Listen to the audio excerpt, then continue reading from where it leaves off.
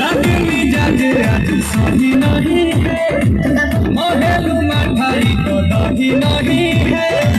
पहले नचीने जैसे भोले राजा जी, भोले राजा जी। पहले